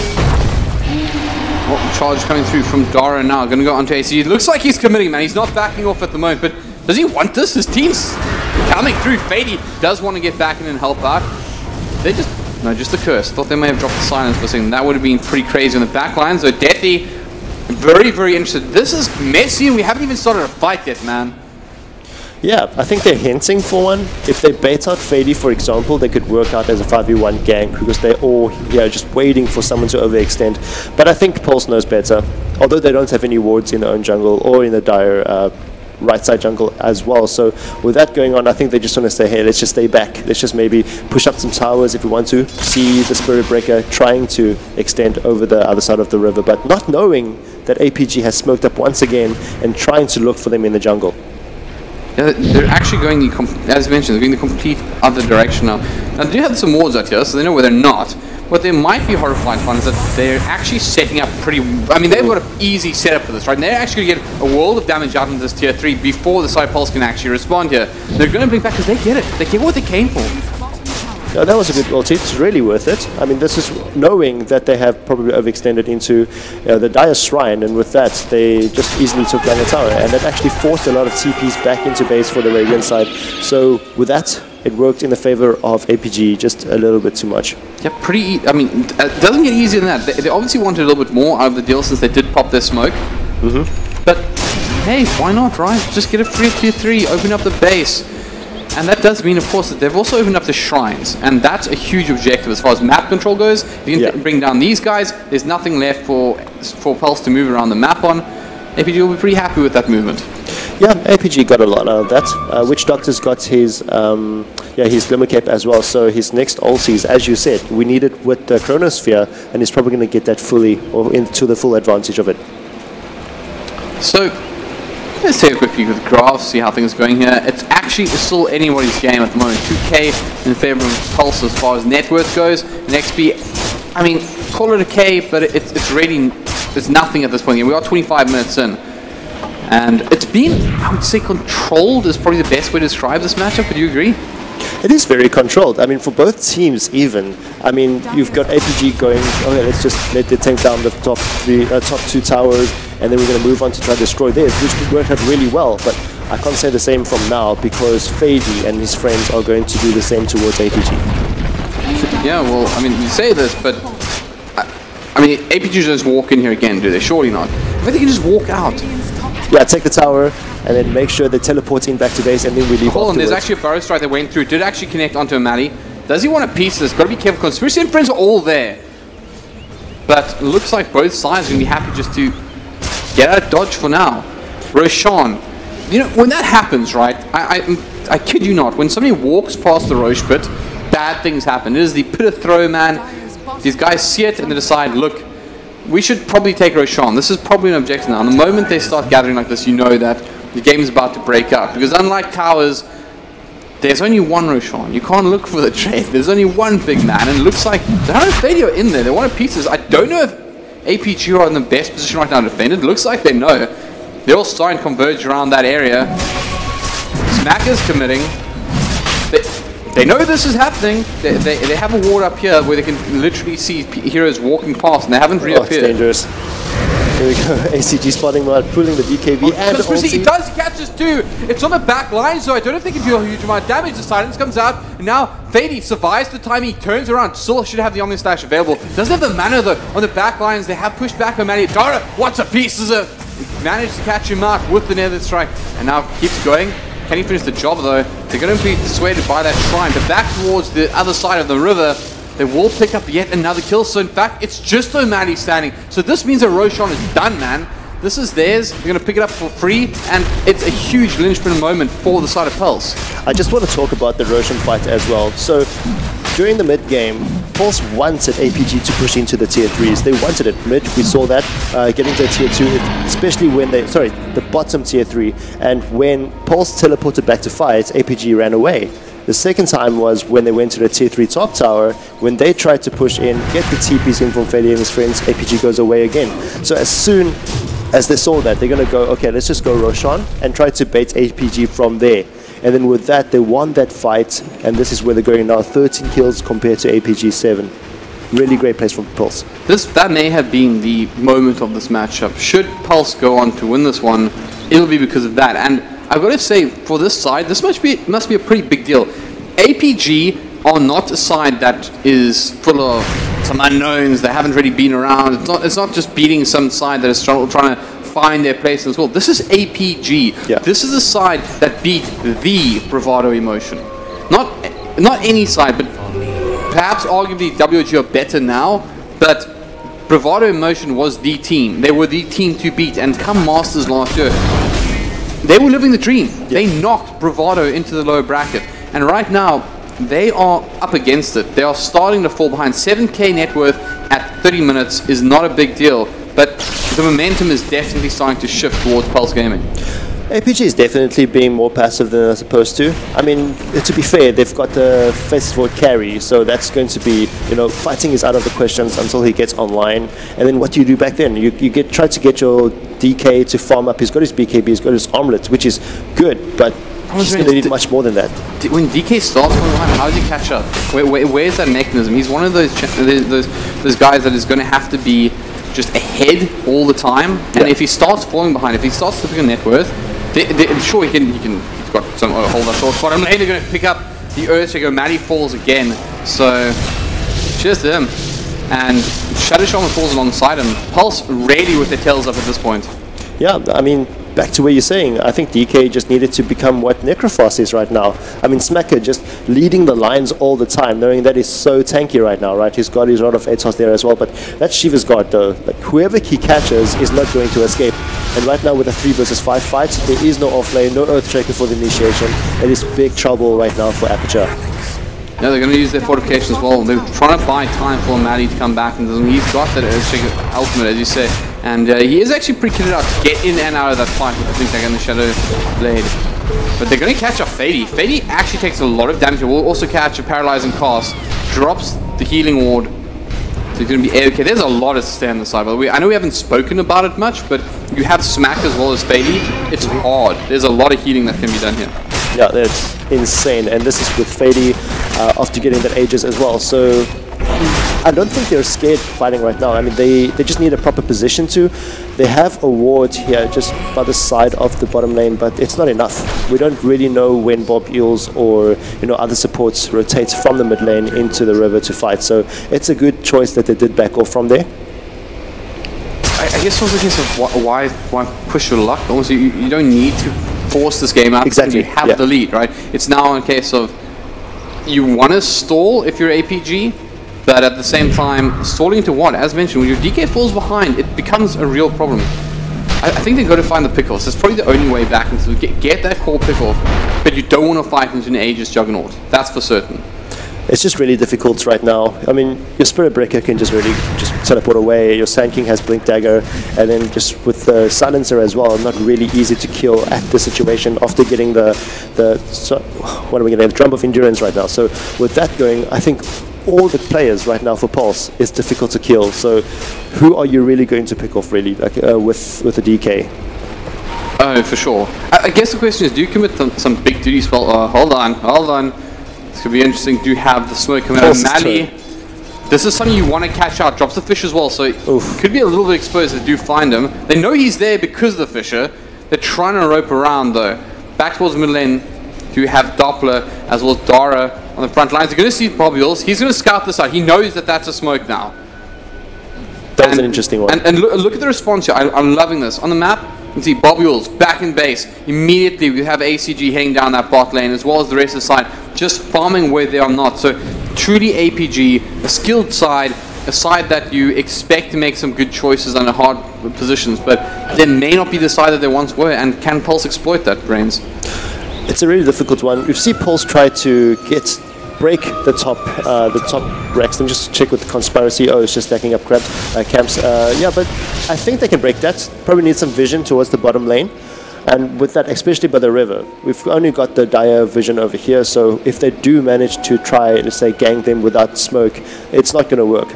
But Pulse has been really trying to push APG into a fight. And barring the Roshan fight, it really hasn't been happening. A fair point. Snipe over here on the courier. Oh. So low. He actually get the hit off. I bet he's not going to catch him. He did actually have the Blink Dagger, but I don't think he wanted to commit the Omni Slash. Hello. They did catch somebody out. It's on the back lines. They caught out the big one as well. Oh, no, I don't know. That was just really brave. I mean, if they got the courier, it would be another decision over here. But you know, it's just that, losing another hero, which is your offlaner, an Earthshaker even. It's a big, and that's just a call, and you can see the side immediately. Deathy, it's like, boys, let's put some pressure on. You can see everyone making their way towards that bottom lane, and I gotta say, they gotta be careful. Conspiracy, he probably won't die if he gets caught out here, but ooh, close one. Yeah, he didn't. In fact, I'm not sure. The ward I think was up for just in time from the time walk away, so he got a little bit fortuitous there. Yeah. But if they caught him out, even if he didn't die, he just was forced to pop the Chronosphere, that was probably game. They got to hold it. But they do have O'Malley back up in action. Bot lane, to be top lane, ACG doing a fantastic job. But that's the Elder Dragon form. If he doesn't force them back, that's a big deal. And he will in fact push back Deathy. And that should be the sign to back out. It looks like the chase is on at the moment. They're going to go forward. Conspiracy and Flanks heading up the front lines. Shadow Shaman is so slow, but so Silencer. Do they catch him out? They don't want to overextend here. Won't go across the river.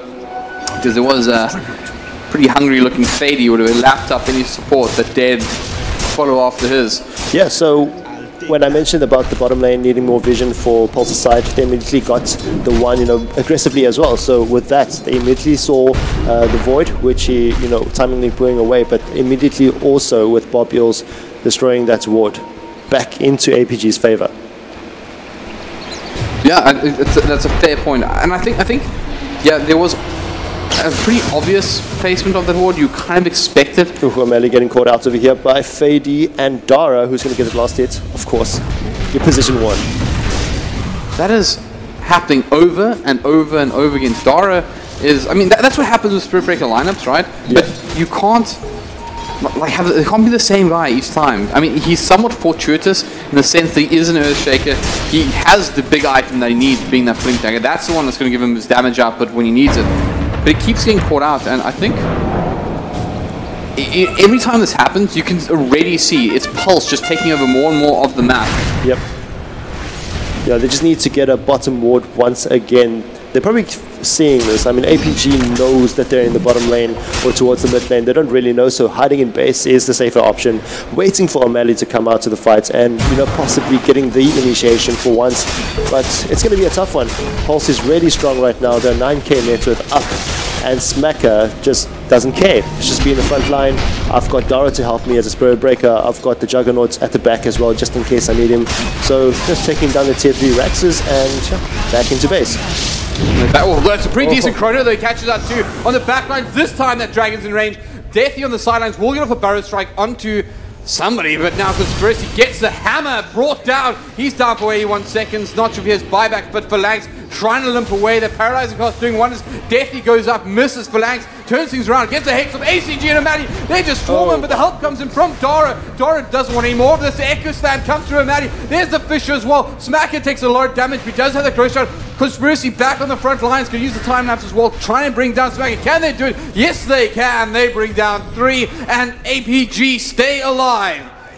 That was brilliant. O'Malley getting the patience there, just dropping out Starry at the end.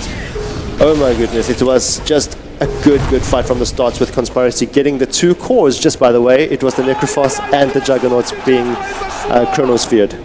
But they did bring down the range racks as well. Gotta be said, that's not as important. For those of you who might be joining us for the first time, welcome to Dota 1-on-1. Melee matters most.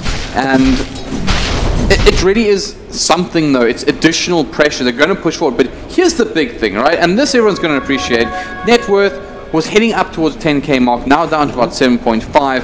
And as well, the experience. That's a big, sharp cavern, man. 10k to 5k. APG really do not want to lose this one. I cannot stress enough. These are BO1s. This is your chance to really upset the big dogs. If you can take a map off anybody here, WG, XTC, Energy, Bravado, any of the big guys right here in this tournament. In fact, XD, we should mention them too. You can beat them a lot easier up here, where it's just one game, one good draft, one good play. BO3 is another story entirely. Yeah, that is really true. And this is with what they're fighting. Whoever's going to win is going to probably meet up with WRG next, which is going to be difficult. But once again, as you mentioned, BO1, which is highly possible that you can just take a game off them. But I can see APG's being really careful. Since the bans, when he banned out Viper first, you just know that they're going to play more passively. Just going to need to make sure that Phalanx and ACG, for example, just to get the farm up, not the Phalanx, ACG and Conspiracy, get the farm up and then take them to the fight. And that's one example at the base. That's why they won that fight. Well, big man's up. Looks like they're going for the Roshan again. I really want to see this replay, but it's not the time now, because I tell you what, we have a replay of the last fight, but we're not going to get through it because there's another one coming forward. Dara on the front lines. He's going to get everybody. 3 with the charge. Shackled by Flanks. He's completely isolated. Deathy wants help on his buddy. The silence comes through. They've got Conspiracy pinned down, but he will get the crow just on one this time. It's just on Dara. He's done a lot of work. ACG on the back line, though. He's going to town on Doppler. Doppler wants out. He wants back, but they're going to catch up Smacker. The shackles, they're dropping everything. Fady trying to help his friend. He's storming through everything. It's a huge Barrow Strike. Can they turn one around? ACG brought down Black Slow. They're going to bring down the DK. Now it's 5 for 2. Not enough. Say APG, not this time, not right now, and we're going to put some pressure back of our own. They're going to shrine up, they're going to take Roshan, advantage APG, momentum APG, and that's a replay I want to see again soon. Trains, take us through this. That was just brilliant over there. I mean, first getting the team fights won over there by APG in the base, and now going back into the Roshan put once again in the favor, this time towards APG. You could see Conspiracy taking out the cause, although not getting the Necrophos. It didn't really matter. But how close was this team fight? Even after the Barrow Strike, though, it was just so close. It could have been for any side, but in the end, I think Void and his friends are just way too strong. Yeah, I mean, it started out so good for Pulse. I mean, it was a bad chrono. It was just it was separating his team from the target, and it was on the wrong side. So Conspiracy going to regret that one. Going to look back and say that's the one for the highlight reel. But then it all just works out. And got to say, Smacker, he took everything, man. He was just in the middle. Then they just laid it out. But in the end, it wasn't enough, and even with Fady trying to help out, just in the end, APG alive, APG coming back, and it looked so good for Pulse. And now, let's click the button, boys. Yeah. Look at the gold draft. There's nothing in it. This is a 40-minute matchup. 2,500 gold is nothing. Okay, that's something. That's 7,500 experience. Yeah. And that is advantage APG. So this is the problem, right? Oh, this was the problem when we needed to wait for Conspiracy and ACG to form up into the late game. This is exactly the point where they need to be in right now, and it's working so well for them after winning 2 team fights as well. Team wipe at the Roshan pit, so that's a big one for APG. So if they're going to need to keep up the tempo, if they need to win, they're going to need to keep up the tempo, and they're doing it right. I think the next fight, if they win this one, it could be a good game. Friends, this is a smoke gang coming up. My heart's not ready for They're looking for it. There's been so many big fights so fast, and they do not care for us poor observer, our poor spectators. I mean, we're going to get some heart attacks around here, guys. You're probably going to get the next one. There we go. Yeah, Dara. They missed him. Dara, get out of there, buddy. You don't want to walk around that corner. Speak out Bob Eels. Yeah, they're going to spot him out. Bob's going to get that. They do have a lot of range on that Fisher. Do they commit to this? It's just a support because Versi interested. He goes for it, but certainly not going to chrono just the one. So the end, smoke doesn't work out. Dara lives to fight another day. It was really close though. I mean, if Dara walked out any further up in the bottom lane, they would have caught him pretty easily from there. But this is just giving information away right now. So Pulse knows that the rest of the APG or all the APG guys are towards the bottom river or the bottom lane. So they're going to need to plan this. You know, just wait, maybe wait for Roshan, the Aegis to disappear, or do they want to try to take on a team fight like what they did before and then try to win from there? Here's the big thing as well, Reigns. Check the buyback status out, right? We literally have buyback on DK as well as the Juggernaut.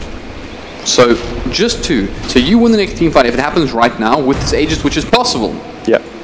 You probably win the game, but I mean, I don't know because it's crazy, but, you know, there's a couple of guys tapering there. You got 300 gold short on the Necrophos for that buyback. And I've got to say once again that there is a cooldown for the Conspiracy Faces Void as well. So it's getting to that point where one of these sides wins the next fight, probably the game, but then again, Dota is a cruel mistress, and you never know. Yeah, no, this is really true. Also with the Bloodthorn coming in for the Dragonite, it is really, really huge. I mean, you can just put it on the Necrophos, for example, and then try close him out individually. As you said, he has the Aegis as well, or not the Aegis, but the buyback as well. So they don't really have to be too scared about losing a hero or 2 because they have the advantage at this moment, including the cheese. Dragonite has the cheese. That is actually quite annoying. I mean, DK, one of these single tankiest heroes that you'll ever be unfortunate enough to lane against. He's not fun to lane. Now you have to kill him twice. Yeah, now you have to kill him twice. And obviously as well, Conspiracy with that Aegis, you legitimately have to do so. Bottom lane, who they caught out, it's going to be Doppler. That is not to be underestimated. That is a global silence missing from your team fight right now. Yeah. And he does not have buyback. This is go time here. Oh, that's just tough. I mean, that's one of the heroes with the 4-staff as well. So Pulse losing escapability.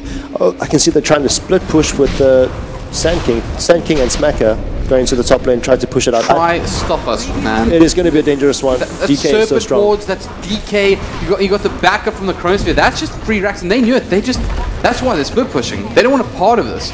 Things are evening up nicely here for both sides as far as the map control goes, but the death and the silencer pretty much interacting towards the top lane here. Oh, getting caught out as well. Going to commit Chrono as well. Where's the follow-up damage though? There's just nothing there. He's just going to go shot after this. Does go shot. Uses the Shiva's God. Phalanx comes in with the Hex. Going to get off the shackle as well. He's down. Smacker is down. That's potentially an opportunity to force back the buyback. The good thing they got going for them, wow, there's a rat on the field, friends. And Spady in the bot lane. Going to force out the cliff. But is he enough to... I don't know if they've buys them 74 seconds. That's a long time. If I was APG, man, I would just be drawing the line straight down. But right now, there are no lines. They're just a side cleaning up their base for the time being.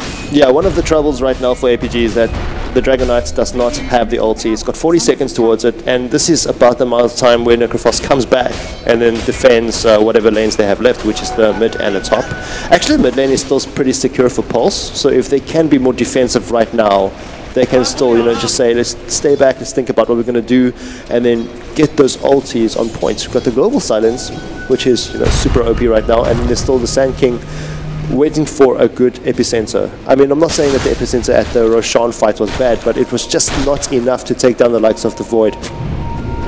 I'd like to convince the panel after this, be like, guys, please go through all the replays again, just so I can see them one more time. There were some really cool team fights. I mean, we've been building up to this for a really long time. This has been controlled Dota. This is not flashy Dota. This is not WG busy styling on people. But I do think that this has been... It's had its moments of pretty awesome Dota, but I'm so scared. I want to go to that 40-second replay, but I'm just so scared that in that 40 seconds the game ends. Something is going to happen for sure. So it's on a knife edge. So we're going to stay safe. Top. Yeah, they do it back catch shot, Deathy. And he does have the blow sword up. So the silence, the stun is all coming straight back at him. He's going to self-fuels. Is it a self-fuels? No, he can't have it. It is a self-fuels.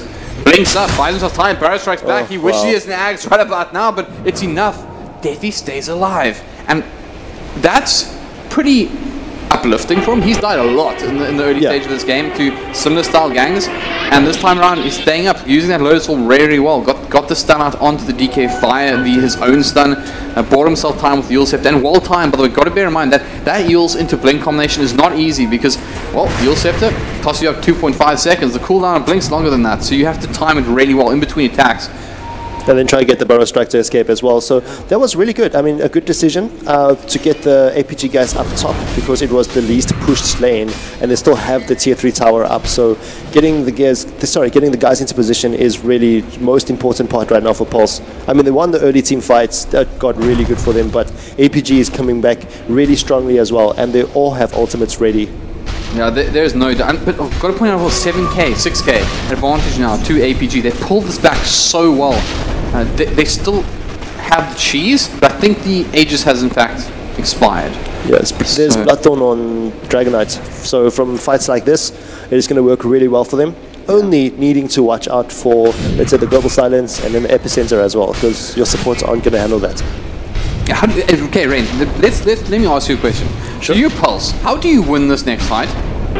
And it's going to be a really tough one. I mean, Necrophos is not really as tanky as before anymore, although he's got the Lotus Orb with him. So with that going, it's really nice. But I don't know, Juggernaut, maybe one more item, because he's got his Diffusal, he's got his Elf Scotty, which is really good, but he needs the damage output. Yeah, I hear you. I mean, he's tanky. Yeah. He's irritating. He's got the slow and he's got the diffuse. But his Omni Slash is not really doing the work it's supposed to put out, especially if you're going to go one-on-one against DK, for example. You asked me this earlier, and I gave you the opposite answer.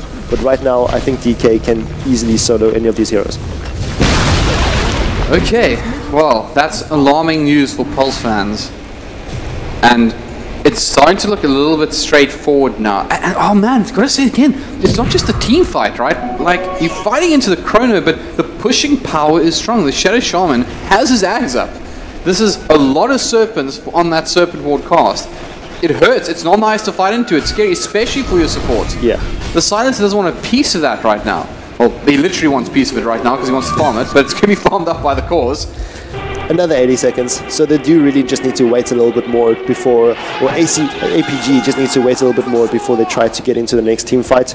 Meanwhile, just farming up once again, but Fady and friends, they don't want that. They don't want to get to farm up. Actually, spots a DK, DK tries to bling away. Does he actually get back in time? No, he doesn't. They're going to catch him up. This could be really, really big. He does, in fact, have his buyback, but if you can force it out, it's beautiful, man. So, DK... Oh... That's not what it used to be. So we're okay. That was, yeah, there's no ags, everything's fine. Everything is fine. So that Scepter, I mean, it's good. DK can still buy back. That's what we said. That's what we want to say. Yeah. So that's the thing right now. You've got to force it, right? You used a lot, but oh, it's just such a good response from APG. This is almost the APG of the past. They put so much pressure in the other lanes that although they get this pick off, it becomes just a pick off. It's just golden bank. Oh, they still have 85 seconds. It is a long man. It is a necro ulti, but can they make something of it, right? They could have. I mean, if they got the bottom hero, I think it was actually Phalanx, yeah. If he didn't see they were coming, I think they would have caught the second hero, and then eventually it would be easier to take down the rest of APG's towers. But, you know, with that, as you said, it wasn't an Aghanim Scepter, Reaper Sight, so it's okay. I mean, they're okay for now. 57 seconds until the DK comes back, so they do have a solid amount of time to protect this. Oh, and Maddie on the front lines, he wants that massive echo, but he's going to instead settle for just blocking off the creep wave, buying valuable times, 8 seconds of no further aggression, but the next creep wave is already there, ready to rumble. I'm just wondering if they set up for, I mean, let's take a look at the vision at the moment. So if I may point your eyes to the mini map over here. Sure. You can take a look at the actual vision from the Pulse Gaming side. So they actually have no information on where APG are right now. APG on the other side, they think they're in Roshan, but they don't know. So they're grouping up. So we'll see what happens here. O'Malley actually... there's actually some things going on. So, yeah, they're like, okay, maybe they're there, maybe they're not. We're going to get O'Malley with the silver edge to come check. I think he doesn't know. It's too late. Yeah. The vision just wasn't there for either side. So in the end, they just sneak in a bit. Pulse to be brave, because they didn't know that APG didn't know. And could you imagine a conspiracy chronosphere there? Just... Oh, that would be... It's the dream, man. All the way towards APG with that fight going on. I mean, they're already leading in the net worth right now, and you don't want them to be even worse. Who is leading? Who is winning this Dota game, Fred? Aperture is leading in net worth. In net worth, they're leading... Okay, but both the racks down, right? Sure. Yeah. One has a better racks. They have the melee as well. Yes. But the other team has the Aegis. Yeah, with an Aegis, that is going to be one of what we wanted to see from Pulse in the beginning of the game, in the early game, where they wanted fights. They wanted APG to, you know, go over their map, overextend, and try to take on one or two heroes, bait them out, and then try to get a big team fight. But it's not like that anymore. If they try to get into APG, like let's say going for ACG right now, it is going to be pretty much troubling because they're right there by the towers. So I don't think any of these teams wants to fight right now, but whoever fights first is probably going to lose it. That's horrifying. That is. Okay, here's another thing I want to point out though, right? So once again, take a look at APG's wards, right? They are deep at the moment. They are far down in the side of the Pulse lineup. That's not where they need him. They actually need him up in the jungle now because, of course, the aggression's coming out. Oh, Deathy, you don't want to be a friend. Yeah, but Deathy is really confident about in this situation where he would just sandstorm and then try to eels and blink away, and he's been doing that timingly as well, as you mentioned. You know, if you want to do that at a DHL Masters, and you're going to try the good luck to your friend, I personally, I would be standing right there. Like, guys, you start this, I'll re-engage. But speaking of which, Dara, he's interested, heading off towards the bottom lane here. Does he fight? He actually, no, they didn't actually see him. O'Malley wasn't actually the charged target there. So he was okay. I thought he was in trouble. We've seen O'Malley get caught out for that, but he looks like he's learned his lessons. And I just want to point out, APG are playing in the trees. Just look at the vision once more. It is dark out there if you're a Pulse player. That map is... Yeah, you've got a bottom lane. Yeah, that's it. The bottom lane, even way too aggressive ward over there. And then you get, okay, maybe we should just stick together. But not really, because if you get outganged or outplayed in positions, then it's not going to work out for you. The only way they can win a fight like this without vision is, you know, try to take down the guy with the Aegis first. But then you don't really want that, right? You're going to need to try to win with the Aegis. Probably, okay, I can die right now and then come back and then Omni slash you to death. Yeah, right, like Fady needs to die last and then last again, really. Yeah. You got to isolate him. If Fady's up, if he's the first guy down, you use all of those abilities to bring him down, you probably lose because he comes back with Omni slash. Well, Phalanx spotting out the courier. Actually, not even out. It's just overextension over there. Sees the Sand King though, so if they want to make a play, it's possible.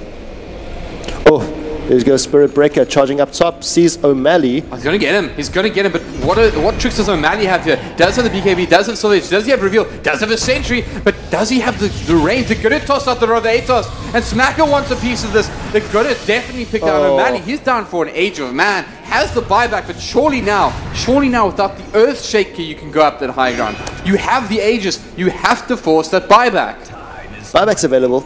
100 seconds as well, so it's going to be a tough one. Phalanx overextension. Dara he has the TP scroll and is really, really far away. So, assuming no vision for APG, Phalanx is going to possibly die, but no, he's just making sure. He's made sure that there's no possibility that Dara is able to charge him from any points of the map. Yep. Well, I think we have.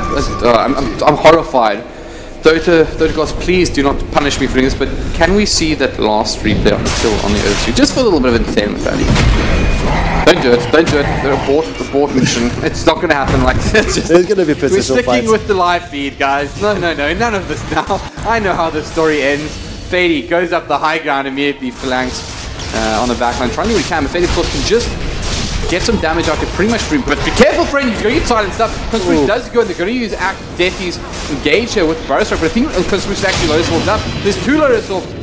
He's not going to walk out of this one pretty easily. To once again get the Dragon Sun onto Deathy. They're going to commit the Cronus here, but he didn't even get Deathy. Deathy just burrow striked out. On the back lines, though, Fady goes to town on both the supports. He still has a dead. He gets off that epicenter. The Aegis is popped, but there's still so much he can offer in this fight. Huge echo stand comes. O'Malley with the beautiful one. ACG trying to keep APG alive. Fady wants a piece. And Conspiracy fighting strong, but ACG is getting low. He will push back Fady. Another bonus tries comes through from Defi. He's down. Conspiracy's down. There are 3 down from APG. They will get the 2 buybacks though. James on the deck. They're just chilling out there. They're going to try and bring down Deathy. Will bring down Deathy. And following forward, Conspiracy wants peace. Diffuses up Doppler. Doppler gets the low soul buff onto himself. That's not going to save you, friend. O'Malley, he's got the Silvation up. Take a dunk as well. Goodbye. And Thady and friends have to back off. But there were buybacks used. They used up a lot. And they got the leaders with Pulse. It's not what it looks like. Don't let that confuse you, friends. That was great. In the beginning, you hit Pulse with the Spirit Breaker going towards the supports, splashing out the supports, and then ACG being consistent. Let's go to the replay, man. You can talk us through it. Yeah, that was great. So, in the beginning, we get Fady, just being in front of the lines, not even getting the Omni Slash out. But then in the end, you'll see the Spirit Breaker just going straight to the supports of this. Definitely dragging them out, faking the Chronosphere, and at the back on the right-hand side, we see the supports being manhandled there by the Spirit Breaker. And then from then, it was just consistency, maximum spams on the Bloodthorn from ACG, and then with that blacking bar, it's just working out so well. So let the carry be there, let the carry stay in front. Conspiracy knocking them out, O'Malley with that Echo Slam, and then ACG just at the back with his level 3 ulti, mowing them down one by one. That was insane. Oh, I tell you what, I'm going to leave you back live, friends, because there's some mischievity up and running at the moment. We got the boys from APG, and they're smoking up, and they're heading straight down mid lane. They actually get straight onto that flag, but they missed the chrono. They've whiffed it, and on the sidelines, it's all going to turn around. They are in so much trouble. Smacker stays alive, and on the sidelines we have... Where's that Omni? Where's that Omni? He's on the back lines. He's going after ACG. ACG, does he have buyback even? He does not have buyback. He cannot afford to die. They've already locked Conspiracy. He doesn't have buyback either. ACG limping away. Deathy inside. The blink is there. Did he survive it? He survived it, but he's not the only one who was in trouble there. The other one was the Void. He died. Conspiracy is in trouble. Top tier 3 gets taken down as well. Okay, this is madness unleashed here. They're trying to buy time with the Serpent Ward, but there's no buyback on Conspiracy. He whiffed the LT, and he may have whiffed his team into the low brackets, because right now, if you're Pulse, there is one line, and it has been drawn up on that map. Pulse goes straight down middle lane, and they are all heading their Dara in the back. Doesn't matter.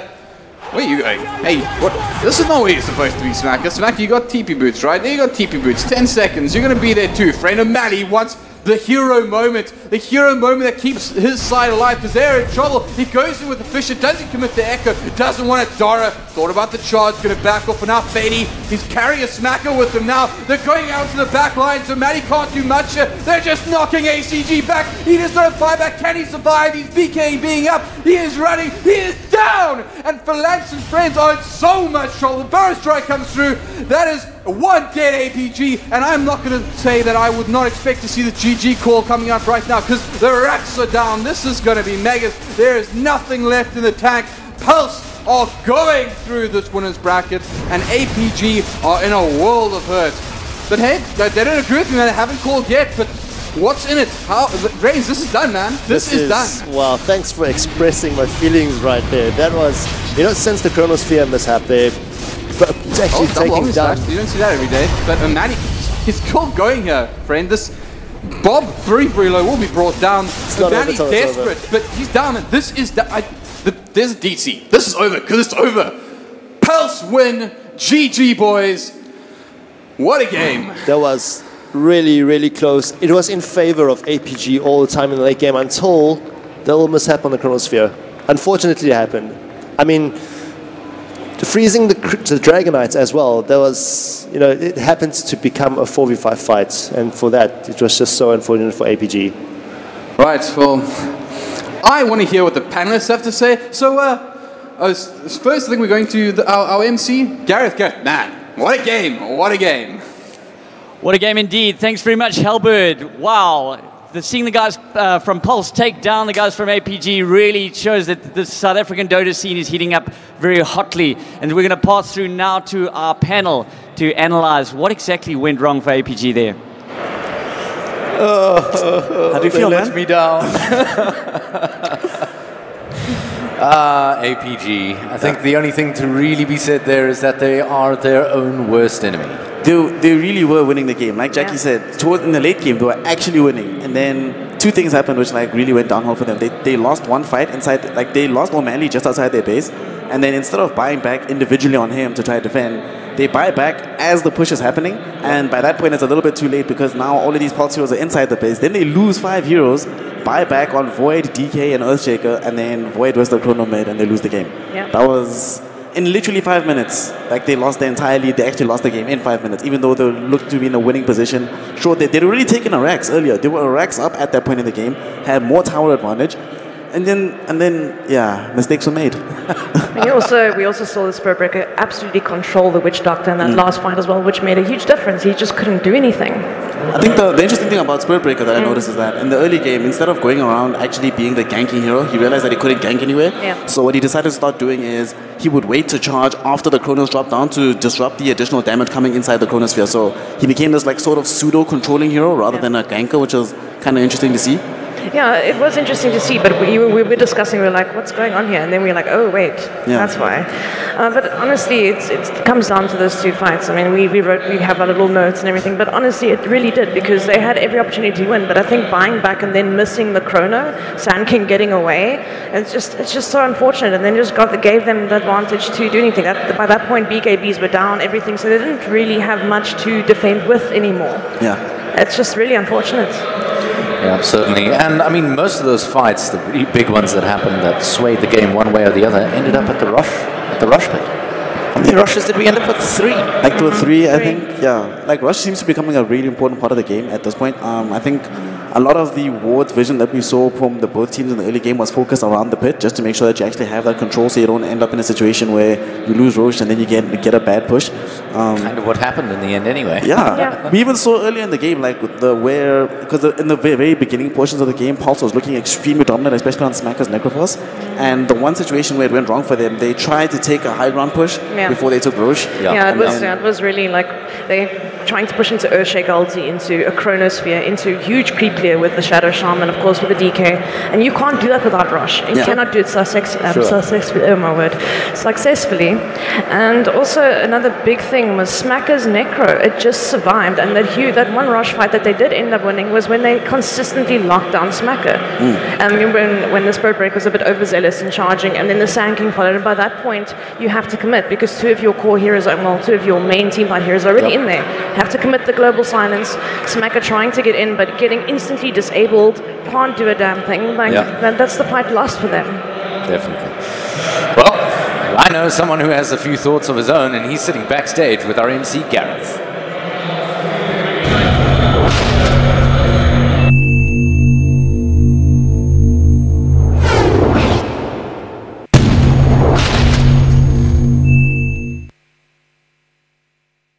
Sorry, apologies. I'm here with Smacker. Thanks very much, panel. Should say Smacker the unkillable. At one stage, I wondered if you had cheese, Aegis, everything. They just could not bring you down. Yeah, their lineup had a lot of disable, but they lacked for damage. So I thought Necrophos, if I build tanky, it'll be very hard for them to kill me until Void gets really farmed. It seemed like a game of almost 3 halves. You guys had a really good early game advantage. Then it seemed to be slipping through your fingers. The casters at one stage said it was almost inevitable that APG had weathered the storm, and now we're kind of, especially when they took that one Rax, they were kind of like sliding their way into victory. And then all of a sudden, a couple of really good team fights, and next thing you know, Rax is down. I felt the whole game we could win team fights if we executed well. Where the game went bad for us is the run Roche fight, where we were very disconnected. We didn't engage cleanly. Everyone was going on different targets, and that gave them a big advantage. But I felt we executed better after that, and we got back into the game. These best of ones are obviously kind of tricky. You know, normally in these sort of games, you can obviously maybe call a GG, reset, and change your tactics for the next game. How do you go forward with the rest of the winners bracket being, these best of ones, these kind of pocket strats coming out? Yeah, you're always worried about pocket strats in a best of one, so you don't want to give too much away. Maybe you'll have a pocket strat, maybe you'll just go with what you know well. So it's tricky. So you have to just I think you have two choices. Either you go with the cheese strat or you stick with what you know and hope for the best.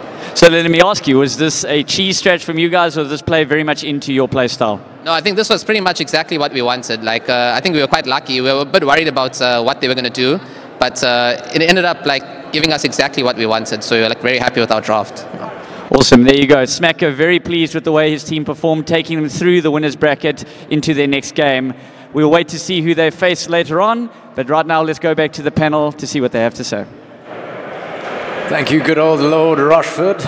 Always wise words there from Smacker. And we were actually saying much the same thing before the kickoff of the match. You either go with what you know or you pick a cheese strat. Yeah. We saw one cheese strat today. This one was more of what you know. Yeah, but Necro is something you have to pick against the DK. As Absolutely. Me and Snay were discussing while the match was going, it's just something you don't want to play against as a Dragon Knight. And we saw evident. I mean, solo 1v1 mid, he was literally diving. He was diving the DK on numerous occasions by himself. Yeah. I mean, because it pushes the creep wave. You try and go on him, all he does is ghost form. You can't. I mean, there was one stage where, I mean, he obviously maxed his heal and his ghost form, but one stage where they tried to gank him mid, as he got chronoed, he's in ghost form. As soon as he gets out of chrono, he's got ghost form up again. They just couldn't kill him. And only that one fight where he got consistently disabled by the Shadow Shaman, it took everything to disable them. Everything. And that's the one fight they did win at the Rush Pit. Yeah, that was like he said, that was probably the turning point of the game. In the mid game, yeah. Without that, I think the game probably wouldn't have been this long. It probably would have been like half an hour. Maybe not half an hour, but like 20 minutes shorter at the very least. I think PLC, like Pulse, would have had a much greater advantage being able to roll over APG at that point. But that fight gave a lot of farm over to the Faceless Void, gave farm to ACG. And I think the only important hero that died was the Earthshaker. He survived, actually. No, he survived. Yeah, everybody important survived that fight. So it's like at that point now you get a lot of advantage out of it. The only pity is that they weren't able to take Roche instantly afterwards, but they got it eventually. They got the Rax bottom. They just created so much space around the map, and I think the main thing though is that it killed the momentum coming out from the Pulse lineup. Yeah, and you need Necro's one of those heroes that needs constant momentum, as well as Spirit Breaker. Like Juggernaut definitely not so much, but the rest of the heroes needed to be able to keep moving. So cut that off at the nerve, and then suddenly you find yourself able to play Dota, but then just don't make mistakes. Let's step back for a moment and look less inside that particular game and more on a tournament standing. APG now progressing down to the loser bracket. It's a tough place to be, but they are certainly not unaccustomed to it. In fact, we have called them before the lower bracket specialists. Kings of the lower bracket. They always manage to weasel their way back into the top ranks. Yeah. Do you think that's going to be the similar case here? Yeah, I don't think that this was going to be the worst thing in the world. I don't think they're going to fall apart from this loss, especially because it's losing to Pulse. By all accounts, they've never lost to Pulse, if I'm not mistaken. They have. I think they might have, yeah. But I think the more important thing is that the way they lost the game, right? They lost the game that they really shouldn't have. They had no business winning, because the stage of the game where their lineup was the weakest, they lost that stage of the game, and then they should have lost the mid game as well. And they were losing the mid game, but not too badly. Then they take the one fight, you get an advantage, you extend the game for a much longer time. So whenever you lose a game that you feel like was your own fault, I think it does help you going into the next game, because you can be like, well, okay, we can actually beat them as long as we play. Yeah, we just made a mistake. We need to just clean ourselves up. We can beat them, and with the other lower bracket kings, they know how to bounce back from a loss. So I think APG is still actually they're not out of this, and by any stretch of imagination just yet. Do you think we're likely to see them again later down the line? Of course we are, yes. But like we were discussing before, they're not the APG they used to be. Yeah. So, I mean, maybe they've lost some of that ability. No, I saw the old APG in this game. Yeah. I saw moments of the old APG in this game. I was like, well, maybe we were wrong. And like we said, the one where they all three bought back, they missed out some of the things. BKBs were down.